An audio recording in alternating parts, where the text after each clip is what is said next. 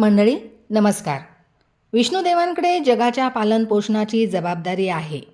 विष्णू सहस्रनाम म्हणजेच विष्णूची 1000 नावांची स्तुती.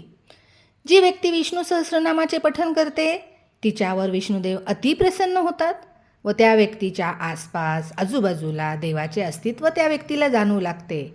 यामुळे होते काय तर त्या व्यक्तीचे भौतिक, दैविक तसेच ग्रहबाधा किंवा देहासंदर्भातील कोणतेही त्रास त्या व्यक्तीला साधे जाणवतसुद्धा नाहीत.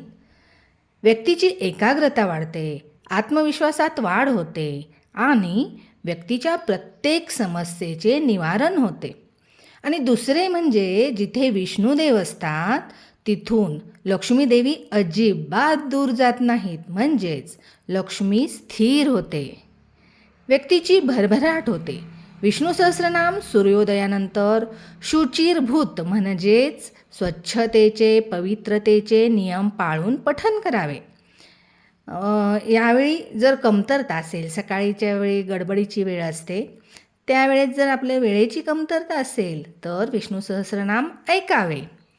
दुपारी देवाची विश्रांतीची वेळ असल्याने विष्णू सहस्रनाम दुपारी पठण करू नये. संध्याकाळी पवित्रतेचे नियम पाळून विष्णू सहस्रनाम पठण करू शकतो. संध्याकाळी आपल्याला वेळेची उपलब्धता असल्यास विष्णू सहस्रनाम तेव्हा पठण करावे. पठणाच्या वेळी पिवळे वस्त्र जर परिधान केले तर अतिउत्तम. यामुळे आपला ताण कमी होईल आणि सकारात्मक गोष्टींवर आपले लक्ष केंद्रित होईल. आपल्याला स्थिर लक्ष्मी म्हणजे काय हे कळाले का?